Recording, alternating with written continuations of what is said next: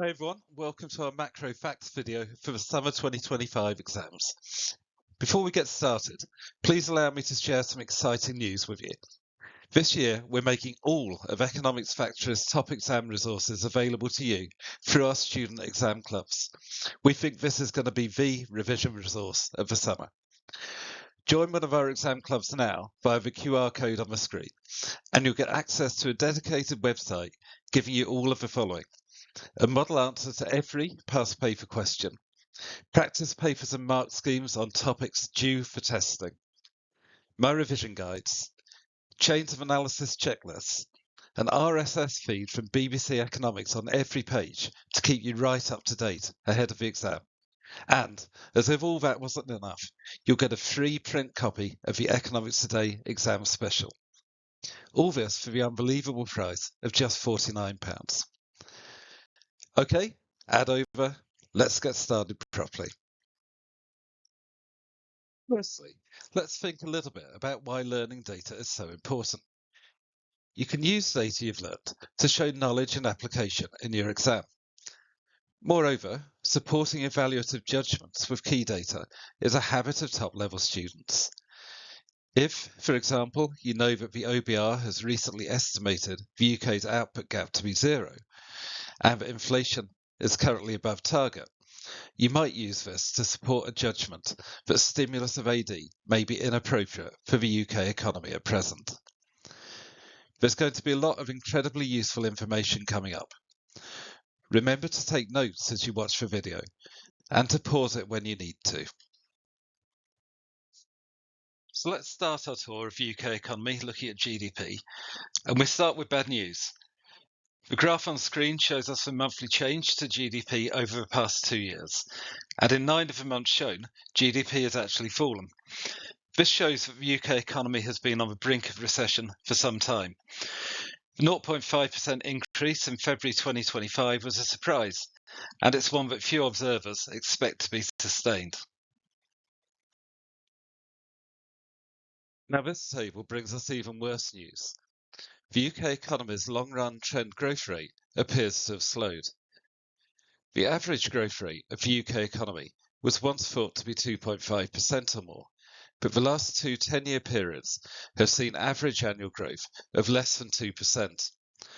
Moreover, if you extend the time period beyond that shown in the table and come up to date, the UK economy has achieved growth of only a little over 1% a year, on average, ever since the financial crisis and global recession of 2008 to 2009. This begs the question whether growth of around 1% is the UK's new normal, with all of the impact and constraining living standards that this implies. No wonder the current government talks of prioritising growth and being the most pro-growth government ever. We can understand the difference between short-run growth and long-run trend growth using this diagram. The economy's current growth rate at any time is largely accounted for by aggregate demand. For example, when AD grows, the economy is able to make use of any spare capacity, its output gap, to provide more goods and services. Derived demand for factors of production such as labour grows, unemployment falls, GDP increases, and the economy gets closer to its potential output. When AD falls, the opposite of this happens, and the economy shrinks and goes into recession.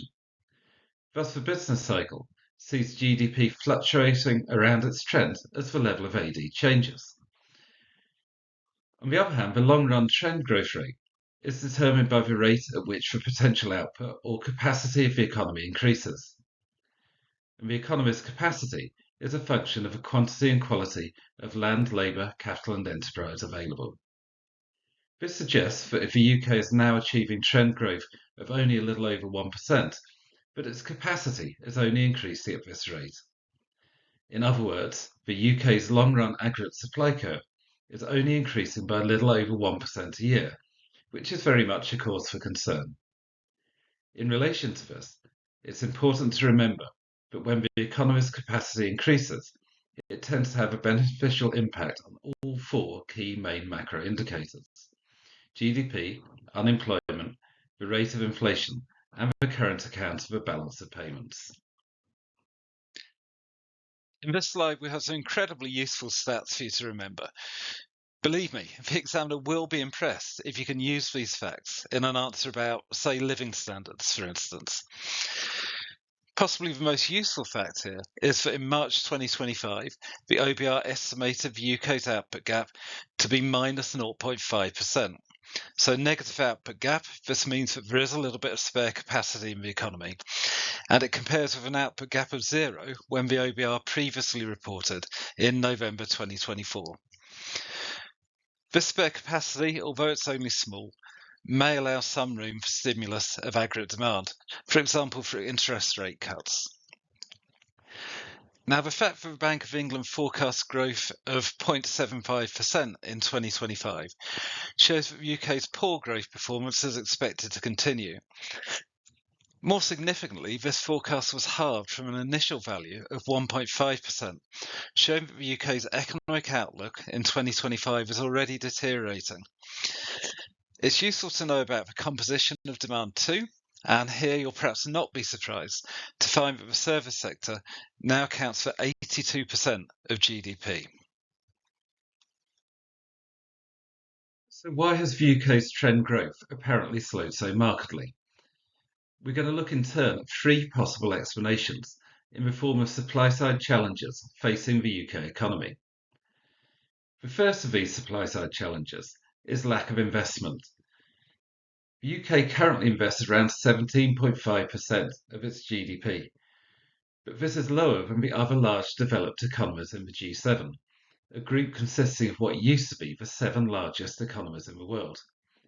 In fact, the UK has had the lowest investment in the G7 as a percentage of GDP in 24 of the past 30 years. Now, we'd perhaps expect investment as a percentage of GDP to be lower in developed economies than in emerging ones, but for context, China typically invests around 40% of its GDP. The UK's low rate of investment can only serve to constrain the quality and quantity of its capital stock and hence long-run aggregate supply and trend growth. And another key concern is that the UK is likely to become less competitive against other economies over time as a result. Onwards to the second supply-side challenge for the UK, and this is low labour productivity. Remember that labour productivity is output per worker or output per hour worked. Our graph here shows a fact that I still find astounding. In 2021, the average worker in the United States produced 49% more output than the average worker in the UK. It's worth just pausing and letting that sink in for a moment. 49% more output than the average worker in the UK. Further, the G7 average for output per worker was 16% more than in the UK. This suggests that production costs are likely to be lower in our competitor nations than they are here. Moreover, we might add that UK labour productivity has grown very slowly indeed ever since the financial crisis. This may of course be related to a lack of investment, the first supply-side challenge we discussed, as when workers have more capital to work with, they tend to be more productive. Productivity is hugely important for trend growth and ultimately for living standards, so tackling the productivity problem is a priority for the government. Not only is labour productivity a concern, but so too is a shortage of workers, and this is the economy's third supply-side challenge. The UK's labour supply has been hit by Brexit. So just before the Brexit referendum in 2016, EU net migration to the UK peaked at 280,000 people. Now things work the other way round. In June 2024, there were 95,000 more people who left the UK to go to EU countries than came from them to the UK. Another reason for labour shortages is economic inactivity. This occurs when people of a working age are neither in work nor actively seeking it, so they're not supplying their labour to the economy. The UK's inactivity rate stands at 21.5% in 2024 quarter four. It's higher than it was before the pandemic, and the UK's labour force is smaller than it was before the pandemic. Inactivity has increased most amongst 50 to 64-year-olds, and long-term sickness or disability is the most common reason for them not being able to work. It's useful to know that labour shortages are constraining output in some sectors of the UK economy in particular, such as IT and the hospitality sector. A shortage of HGV drivers is also causing problems for supply chains in the UK. Overall, a limited labour supply is proving a significant constraint on the economy's capacity or long-run aggregate supply. Having looked at the long-run supply challenges facing the UK, let's cover aggregate demand. To conclude, I'll look at the factors affecting GDP. It's helpful to know that AD in the UK is very consumption-led, with household spending accounting for around 60% of all expenditure. Many observers believe that demand in the UK is too dependent on consumption, and that it would be better if investment and export demand played a bigger role. From this perspective, a rebalancing of aggregate demand is required. At the moment, AD in the UK is being propped up by a low savings ratio, which in 2024 quarter 3 was only 10.1% of disposable income. Falling interest rates are also supporting AD, but there are concerns that rates may not be able to fall quickly, as this would risk inflation rising. AD is further added to by government spending, which currently is more than taxation taken out of the economy. But how long can the economy keep relying on consumer spending and the government running a budget deficit? This is a key question. Okay, so our look at GDP is now complete. Well done for all your hard work. You're really making a difference to your exam prospects. You may want to take a break before we move on to look at the other main macro indicators. Hi everyone, welcome to our macro facts video for the summer 2025 exams. Before we get started, please allow me to share some exciting news with you. This year, we're making all of Economics Factory's top exam resources available to you through our student exam clubs. We think this is going to be the revision resource of the summer. Join one of our exam clubs now via the QR code on the screen, and you'll get access to a dedicated website giving you all of the following: a model answer to every past paper question, practice papers and mark schemes on topics due for testing, my revision guides, chains of analysis checklists, an RSS feed from BBC Economics on every page to keep you right up to date ahead of the exam.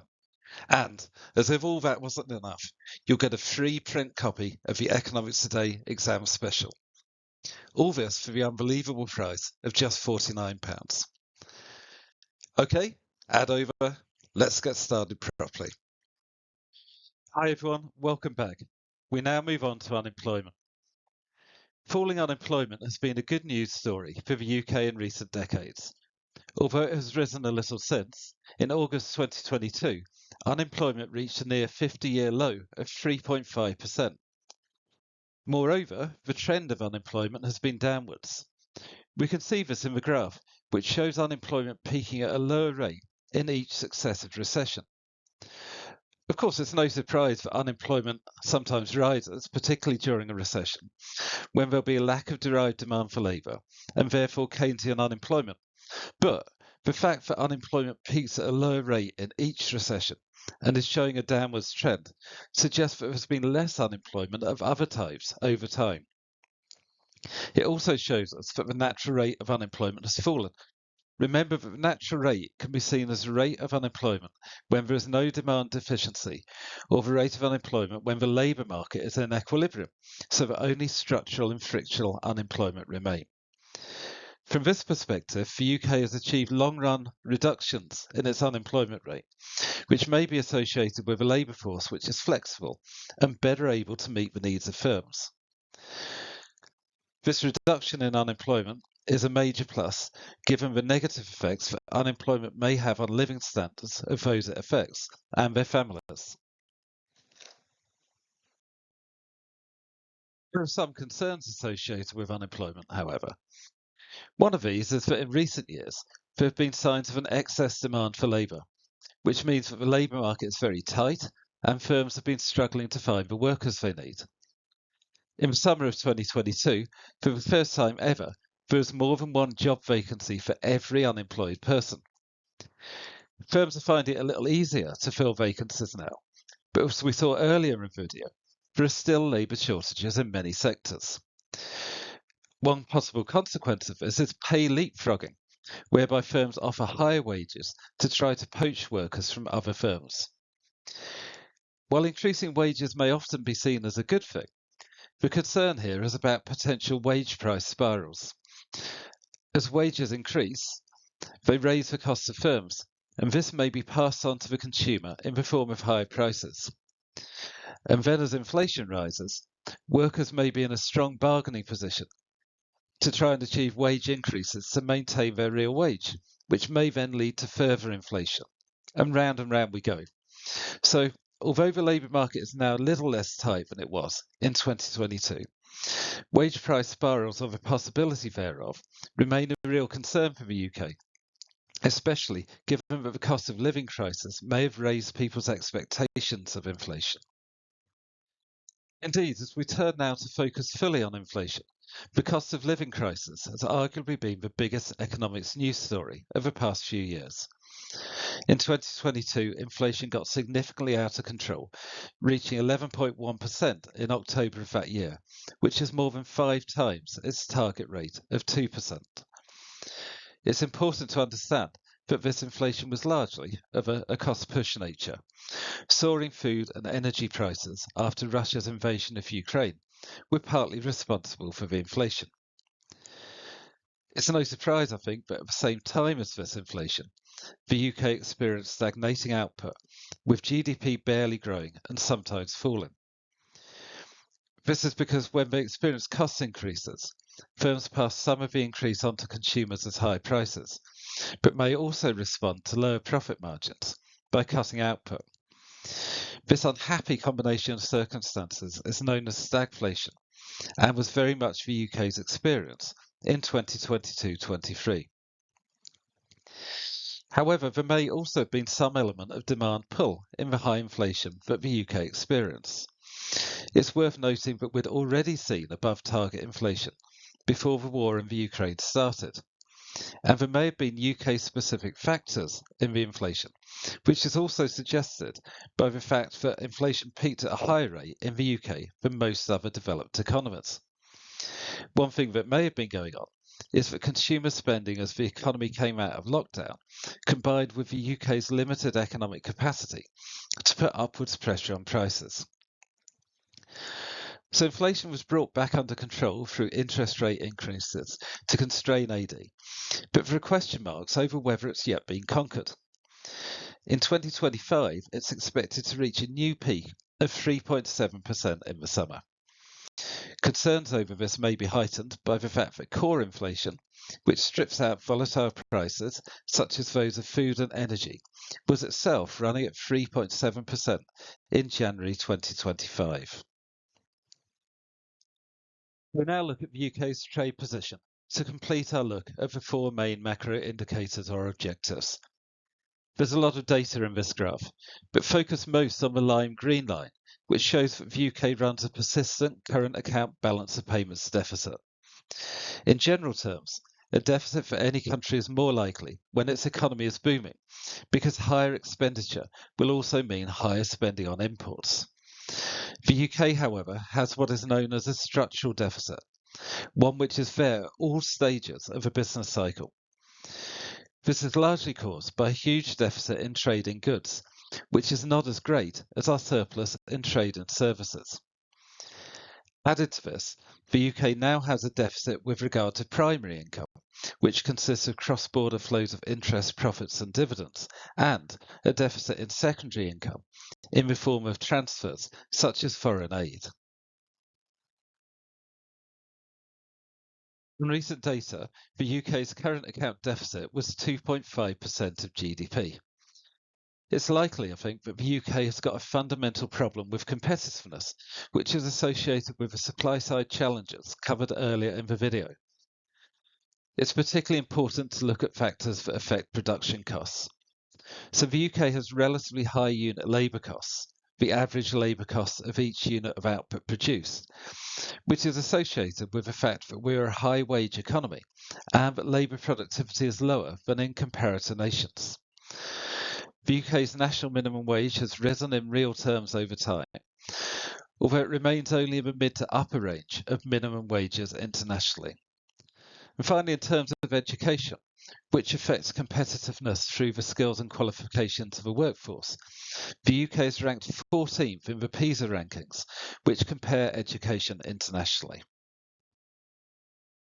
Now, you may well get questions about the UK's pattern of trade, and this refers to how much we trade, who with, and in which products.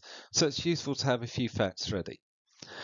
The UK, of course, is well known for having a comparative advantage in financial services, and this is reflected in the fact that we are the world's largest net exporter of them, with net exports of $87.2 billion in 2023. In terms of goods, our biggest export market is cars. Interestingly, the UK's biggest goods import is also cars. This shows how international trade brings us immense choice, with UK consumers able to choose between a number of brands of cars made in the UK and many more internationally. The UK is also strong in medical drugs and is a major exporter in this sector. China is our top trading partner for imports, with UK consumers buying many goods manufactured there. But exports for USA is our biggest market. The infographic shows that we export roughly 3 times as much to the USA as we do to Germany, which is our second largest export market. Unsurprisingly, Brexit has reduced trade between the UK and EU countries. The OBR suggests that in the long run, both imports from and exports to the EU will be about 15% lower than they would have been if the UK had remained in the EU. Since Brexit, the UK has had the freedom to negotiate new trade deals with countries outside of the EU. To date, deals have been signed with a number of countries, such as Australia and New Zealand, but the impact of these seems to be small. A potential trade deal with the US would be much bigger news, and President Trump has indicated that there is a strong possibility of this. And it may seem even more important, given that Trump is putting large tariffs on goods imported into America. Okay, so that completes our tour of the main macro indicators. Well done on all your hard work. Please take another break before we move on to macro policy. And if you've got time to watch a little more about our exam club, that'd be fantastic. See you shortly.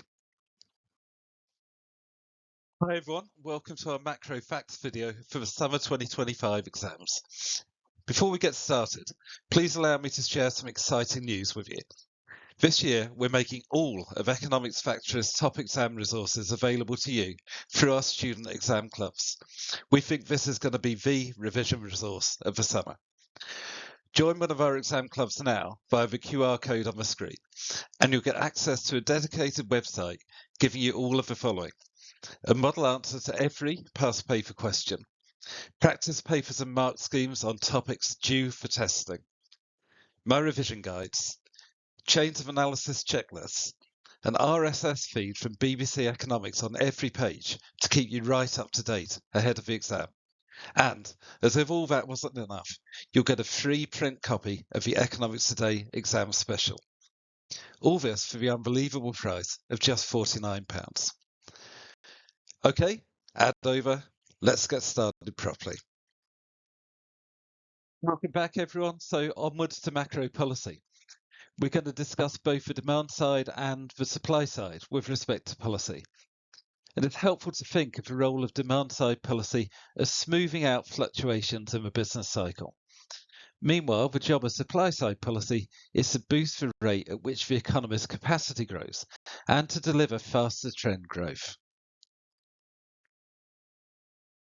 We first look at fiscal policy, which covers government spending and taxation. The UK has a budget deficit at the moment, which means that injections into the circular flow of income in the form of government spending exceed leakages in the form of taxation.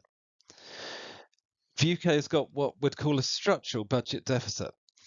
This deficit tends to be smaller when the economy is booming because this leads to higher taxation revenue and lower benefit payments. But the deficit grows during recession. The significant thing to remember is that the deficit is present at all stages of a business cycle. This is apparent from the fact that it's now 25 years since the UK last ran a budget surplus, which was in 2000 to 2001. One of the reasons that the budget deficit is important is that when government spending exceeds taxation revenue, the government must borrow to bridge the gap, and thus the national debt increases.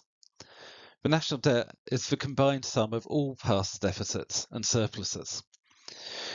So the UK's national debt is now approximately 100% of GDP, meaning that the government would have to seize all of the output produced in the economy for a whole year to pay it back.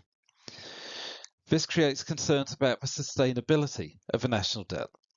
Might it grow to the point where it's difficult for the government to find new sources of borrowing? Whereas of this kind lead to the interest rate that the government has to pay when it borrows rising. And this in turn may put upwards pressure on interest rates across the economy, which is one reason why crowding out may occur. Crowding out sees growth of the government sector leading to shrinkage of the private sector. This may happen because government borrowing puts upward pressure on interest rates, making it more expensive for private firms to borrow to invest.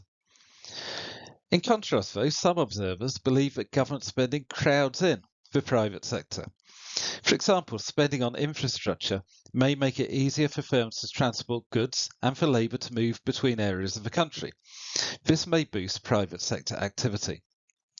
The size of the national debt, combined with the proportion of government spending accounted for by the welfare bill, have led to benefit reform being a major focus currently.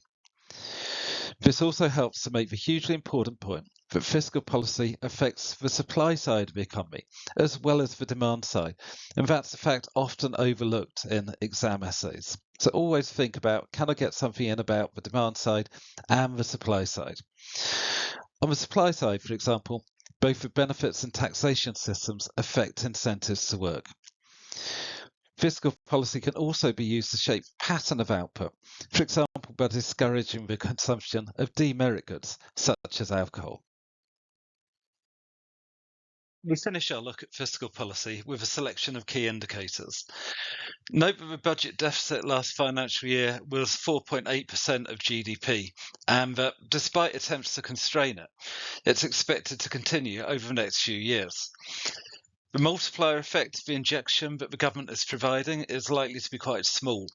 This is because the UK has a high marginal propensity to import, so that a large proportion of income received leaks out of the circular flow rather than coming around again to create jobs and incomes for others. Now, never believe anyone who tells you that they know what the value of the UK multiplier is. They don't. It can only ever be estimated.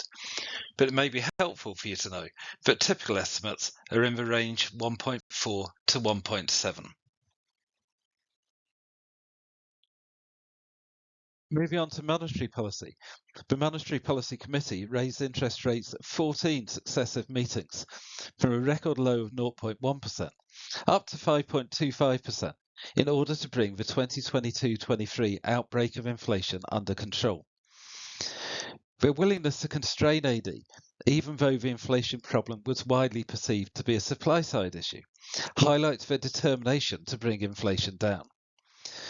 Governor of the Bank of England, Andrew Bailey, said there would be no ifs and no buts in the fight against inflation. It's so important that it's credible that inflation will be low, because this helps to anchor inflationary expectations. If high inflation is experienced and comes to be expected, this is likely to show in high wage settlements, which may give rise to another round of inflation and a wage price spiral. This is especially likely when workers are in a strong bargaining position over wages, which they have been of late due to the UK's tight labour market.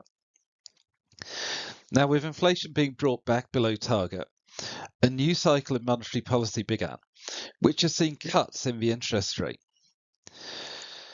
But there are question marks about whether inflation really has been conquered and whether danger of wage price spirals has gone, because in 2025 we're seeing inflation rising again. It's currently above target and it's expected to reach 3.7% by the summer.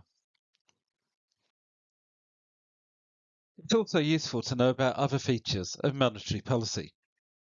Quantitative easing, or QE, which was used to boost the economy in the wake of the financial crisis and during COVID, is now being reversed in a process sometimes known as quantitative tightening.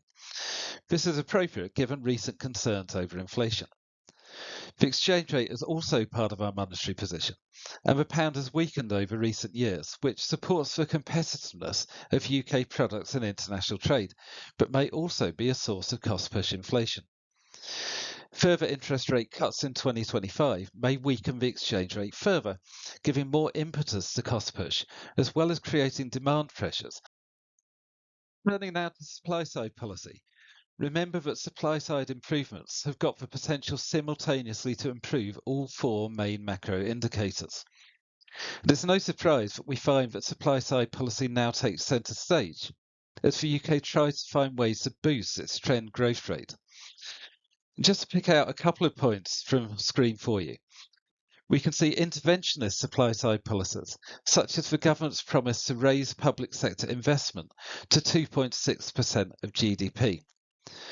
In terms of free market supply-side policies, benefit cuts stand out as a means of creating incentives to work.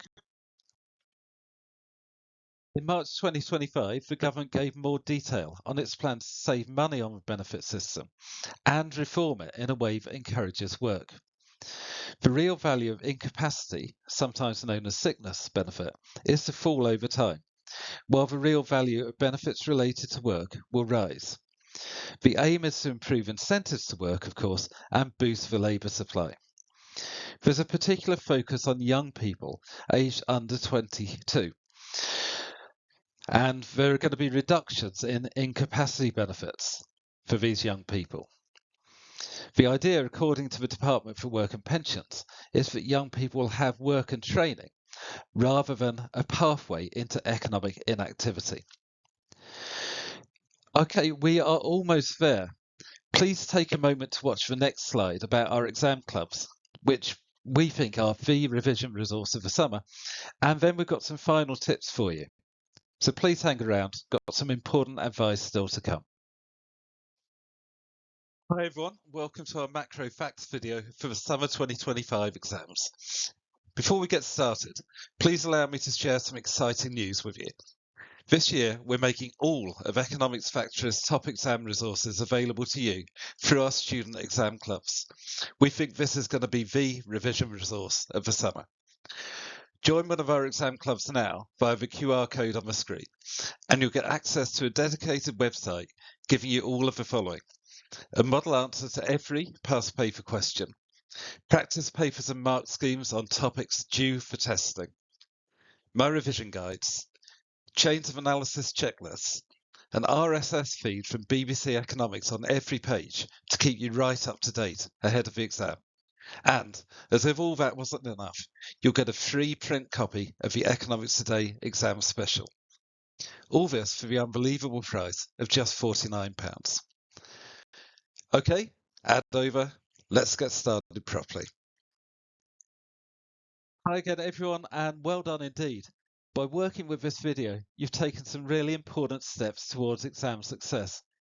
Our last piece of advice is hugely important. You must do as much past paper practice under timed conditions as you possibly can. This is the only way that you'll know that you can actually do it when you go into the exam room. Remember to use the key facts in this video as often as possible in your answers. Sprinkle them through your answer to show knowledge and application and to support evaluative judgments.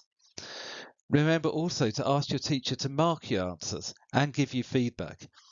Use the feedback, take it forward into your next answer, and use it to continually improve. Thanks to you all for watching. I wish you the very best of luck with your exams this summer. Thank you.